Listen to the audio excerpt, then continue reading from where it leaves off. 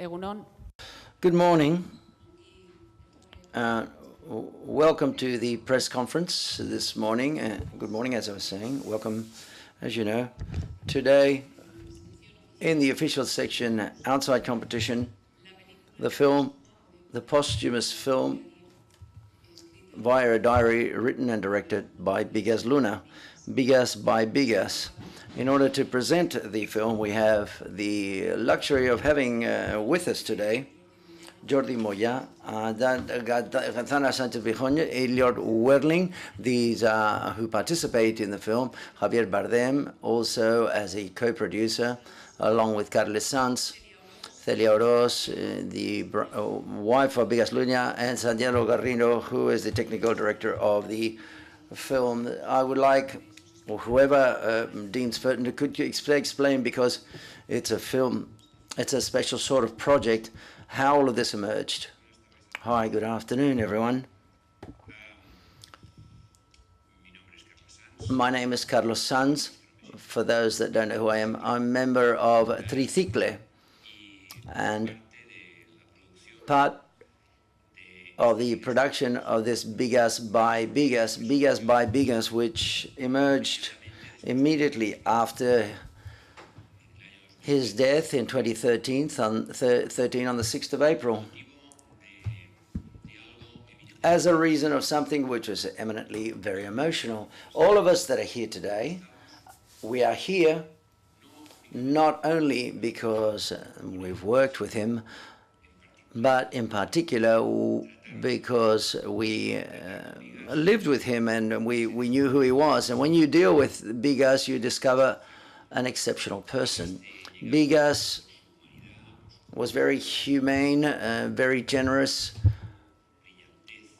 brilliant, and because of his own philosophy of his own life, because Bigas had a way of being that was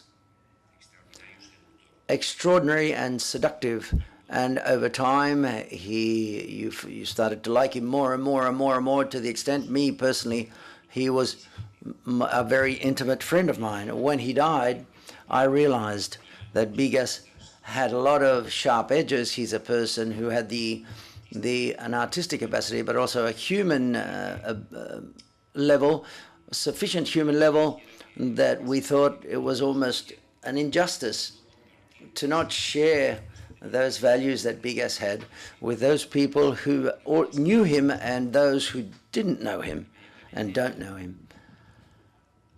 I immediately got in touch with Celia, his wife, and with Javier, with Quique Camin, who's also a Luz de Reina, who forms part of the production of the film, with the interest of the idea of doing something for him and through a documentary, because there was a need, I insist, that this be disseminated and be shown, that humanity Bigas had, the way he was.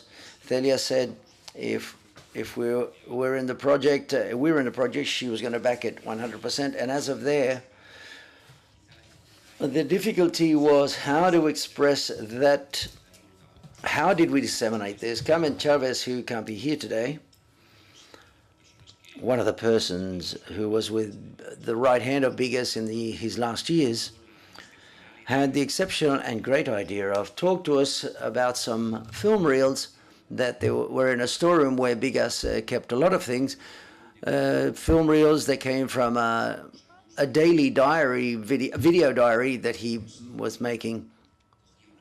He took a camera, a DV8 camera, and he took it with him as like we take a mobile, and he put it on a table in any meeting, at any lunch, in any meetings with friends.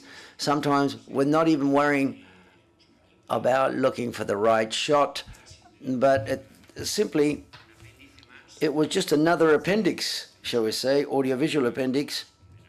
He was in love with the audiovisual world, so therefore those reels were kept in that storeroom, and we thought it was a great idea to have a look at what Bigas had shot in those reels. And those 500 reels contain parts and moments of his intimate and personal life. that he shared with other people, and it seemed to us was the best way for Bigas to be able to be revealed and to be shown something with which he had constructed himself. This is a film prepared with those reels, with that footage, with a great work by Santiago Garrido, that as an assistant director and editor has done an exceptional piece of work, and who presents a vision and that prevents a vision which is very close to that Bigas that all of us are here on the panel today, seduced us from the outset, from the first day. Bigas was generous, and he ended up being it even more so, even after his death, because he has given us these reels that with which we've been able to make a documentary made with a lot of love, with a lot of tenderness, and with a lot of respect, and with a very great admiration. That's all I can say, and I think my colleagues will have a lot to say and to add. Just simply just say, I hope today, with the screening this evening, we've fulfilled a dream that started the day that we valued the idea, assessed the idea of making a film, up until this film festival, which has taken us and welcomed us so much and have given great value to this documentary film.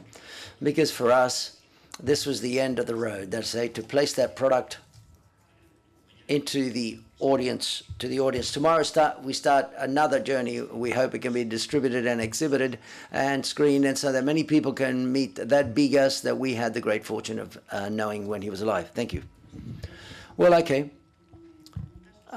If anyone wants to add anything, or we can start questions. Okay, you can ask the questions, please.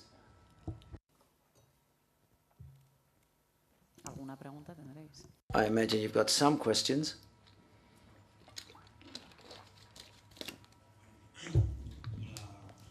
Hi, everyone. A question for Javier before I was able to talk to Aitana and Jordi.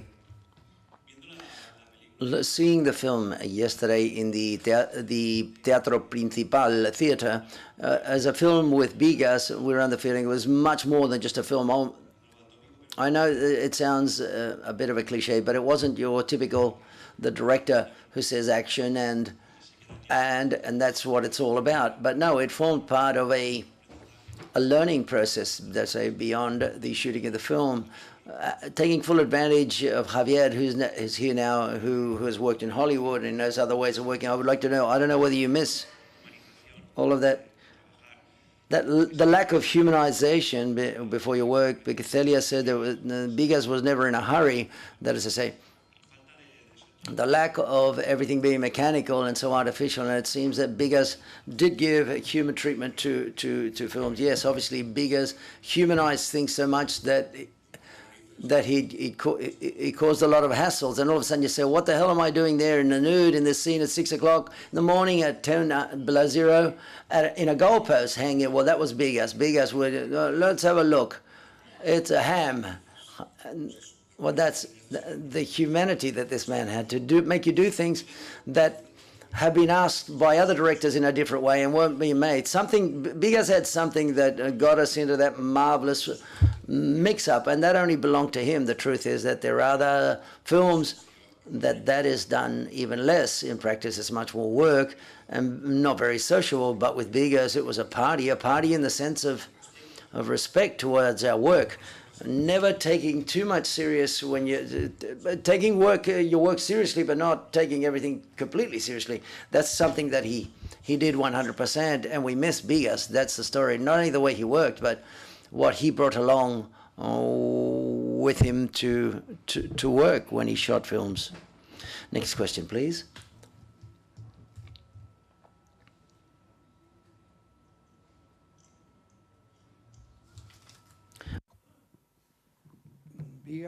Bigas was a very courageous man, and my question I want to ask to Mr. Bardem, and that is the following. I remember the young Mr. Bardem when he played in the rugby. He played as a prop in the rugby team in Madrid. He was a very courageous player, and then he was a very courageous man and has been and continues to be a very courageous actor. Thank you very much. Okay, we finished the press conference right now. Let's leave it at such with all of this praise. Well, okay. My question is, talks about the values that you stemmed from when you played rugby. Are those values been useful to develop with? I'm not too sure whether I share everything you say, but thank you very much. Rugby is a sport. Well, okay, it taught me since I was 9 years old that how important it is to form part of a team in rugby. If anyone follows rugby, there aren't any stars, that there aren't any star players such as in football or soccer. And there's a great respect towards a referee who dictates the rules of the game or the match. So films are like this, or should be films. Film is very classist. That is to say, it's totally like a pyramid. It's almost dictatorial in some cases, but the concept of being a team and only together can we achieve something that it's worthwhile doing, that was showed to me by rugby, by playing rugby, because if you didn't defend your colleague, he would be knocked down. You've got to be backing him, backing your colleagues all the time. And that's what it taught me, and I would like films to be as such, that is to say, that the director directs and the actor portrays his role, and if the guy that's not doing the catering right, they're angry because there's no food and so on and so forth. So it's a team effort at the end of the day. Hi, as regards to what Javier said to the first question, I would like to ask Bigas's widow whether at present you think in the future there may be someone that might inherit the way he made films, or is he irrepeatable? Well, for me, Bigas was unique and irrepeatable, so I don't think so. But that's my opinion only.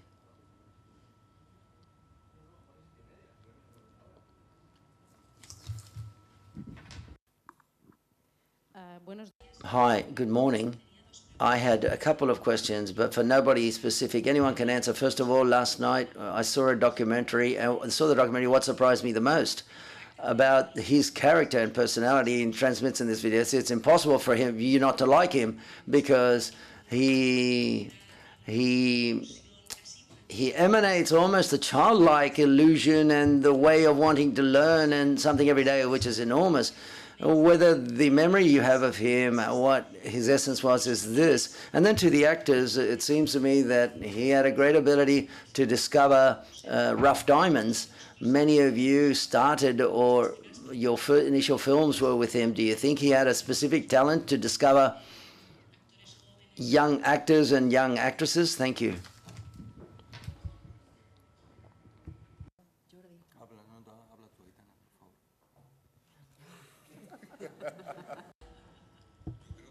I think that Bigas saw many things that the rest of us could not see, and amongst those things was the selection of talent, actors, and people that had something that was good for him, that he thought was right for him. But not only with actors, also when working, he looked as if he was 2 steps ahead of you, and he asked for things that you didn't understand as an actor, but you trusted him and you let yourself go and follow him, and he was overwhelmed by things that you as an actor weren't important, didn't think important, or vice versa, with things that you put everything into your portrayal of your character. And he smiled and he said, that was well done, eh? And I didn't know why he said it, but he's a man who, he had something like an X-ray machine in his mind for X-raying landscapes, faces, and scenes. In the film, it showed, and Bigas said it to me with these 3 dogs. He sent it via QuickTime. What can I say? If Bigas was able to do that with 3 dogs, imagine what he could do with 3 actors, with 3 people. Why, I rest my case.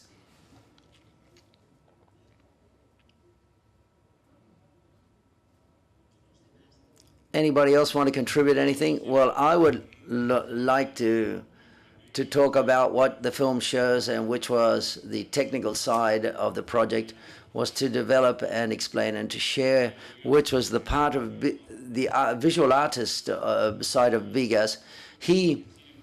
Films were a place where he materialized that pictorial sensitivity. Just like Jordi said, sometimes he was way, not ahead of us, but he was somewhere else, basically. He placed himself in another position. In the film, there's a section where he films his own burial. When he told it to me, I thought it was something which was quite light.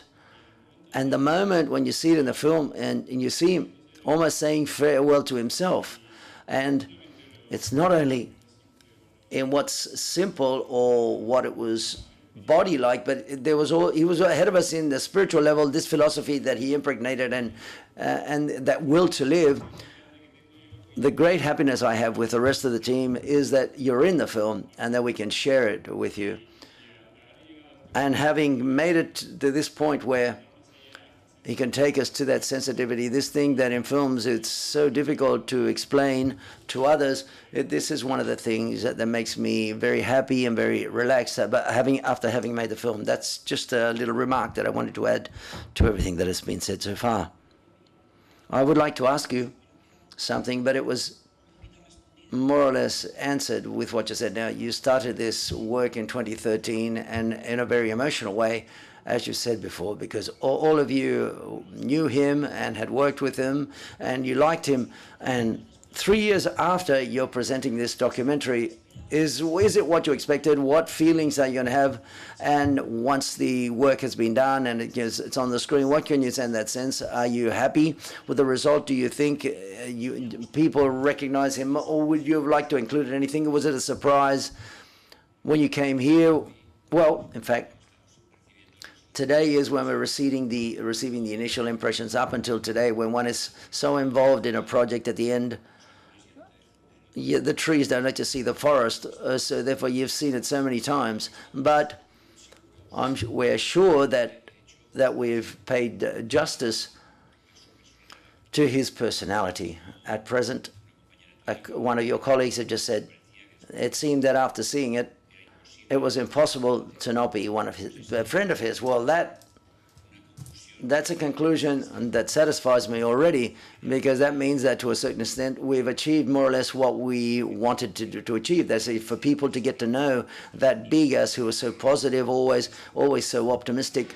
I keep a lot of emails that I sent backwards and forwards with him, and I started to really realize if I read them all in a row, I always used to complain about my work, my trips and journeys, and his answers were always making positive what I was complaining about. That is to say, allowing me to see how positive those things that I found to be pejorative. So therefore, look at it now. When it happened at that time, I didn't, but reading him now, all in a row, you realize how positive his positivity, that is to say, and then also what Santiago has just mentioned, that Bigas that brought us down to earth, that hug when he hugs a tree.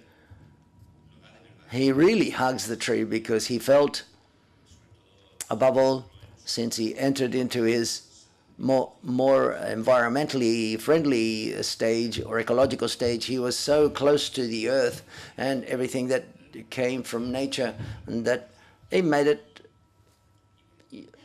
it was like it made you feel exactly the same thing, that is to say. And the projection this evening, the screening this evening, we will start to see what is the reaction of the audience and the result. Next question, please. Hi. I saw the film last night in the principal theater.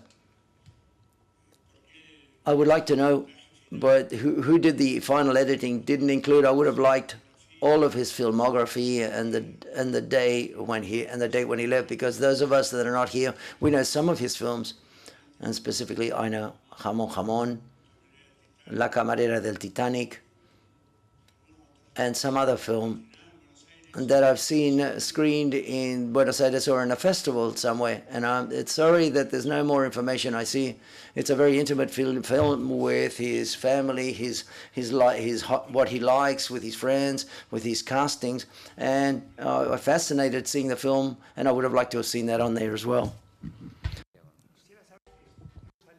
I'd like to know why, exactly, why not? Well, because it would have been a bit more illustrative for those of us that don't know. I understand what you're saying. The film is a textbook of Bigas. His works are there, not only his films, but all of his plastic works, and the film is an invitation to do so.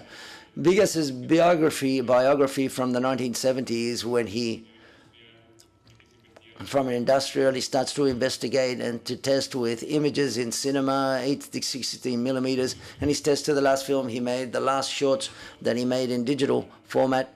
They are all on the internet. You can find that on the internet. It's an invitation to go and see his works on the internet. I know I was born in Argentina, 10 years. I live in Spain. I live in Italy now, but it's quite clear those films are iconic.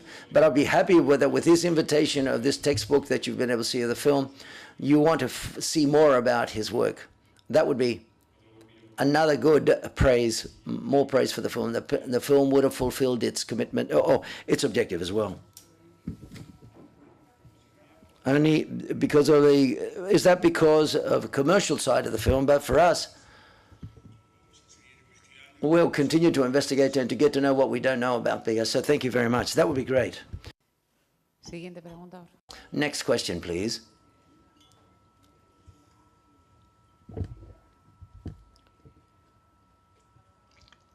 Out the back.